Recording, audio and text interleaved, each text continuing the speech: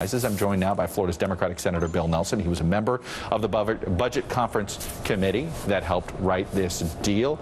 Senator Nelson, it is something about the perception of Washington that the fact that there's an agreement on anything is seen as a good day when it comes to Congress. But how would you describe this deal? Is it very modest, or do you believe it's going to lead to something bigger and better down the road? Good morning, Chuck. I take the long view, and we come from a position that you can't negotiate if no one will negotiate. That suddenly changed, and now we've got a deal that will take away in the first year most of the sequester cuts, which we're going to eviscerate things like defense, NIH, transportation, NASA, and we've got an agreement. It should pass. And then the backdrop of an expanding and improving economy and the backdrop of what you just put up on the screen, the increasing success of the health care bill. And I think what you're going to see, things start to improve. If, for example, this is foreshadowing an agreement on the Farm Bill, there's about $20 billion in savings right there out of the Farm Bill. You add one of those little things to another, and suddenly you're talking about some real money and real progress toward the deficit and getting rid entirely of the sequester. I'm just curious, you know, no politician claims that polls move them. But I am curious, it seems as if that both parties on Capitol Hill looked at the poll numbers lately and of the last 3 months and the public's reaction to it and realized that there was a sheepishness, that almost like, boy, we better be able to work something out here. Is it fair to say that the public sort of discussed, both upset about shutdown, upset about the health care rollout, almost forced this agreement? I hope so.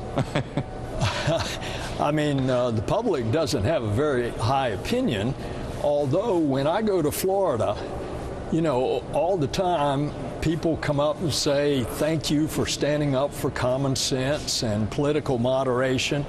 So I think there's a reservoir of people wanting to insist that politicians stop getting into their ideological boxes and stop talking to each other.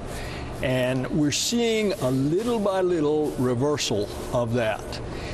And on down the line, if we, perchance in the Finance Committee, can get an agreement on tax reform, things will suddenly blossom next year. Let me ask you about how the White House has handled health care since the troubled rollout, the different things that they've done. I know a lot of congressional Democrats have been quietly stewing.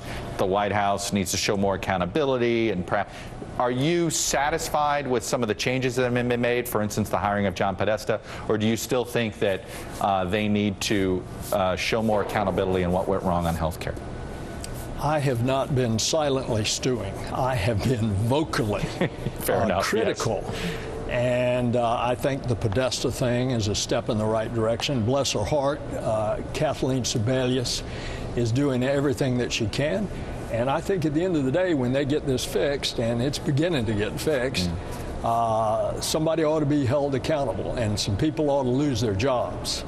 One quick question, the handshake that a lot of people are trying to make a big deal out of between President Obama and Raul Castro, since you represent the state of Florida, much ado about nothing, or does in South Florida did that picture resonate very negatively?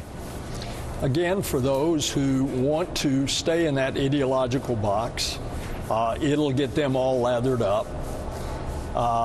It's much ado about nothing when you put it in the historical context of other presidents that have reached out to brutal dictators, like the Castros are, and put it in the context of that Memorial Stadium when the focus is on Mandela And you don't want to act in a way, the leader of the free world, in an affront, which would be an affront to the memory of Nelson Mandela. So I agree with the president. Have you made a final decision on governor of Florida in 2014? I have no plans to run for governor. Have you made a final decision? Well, I can't say it any better than that. So you're not running, period. Well, they're coming to me all the time and saying, would you consider, look, in the Senate, if we retain the majority, I'll be the chairman of Commerce and I'll be number 2 on the Armed Services Committee. All right. Well, let the record show you're leaning one way, but you've not said no, no, no.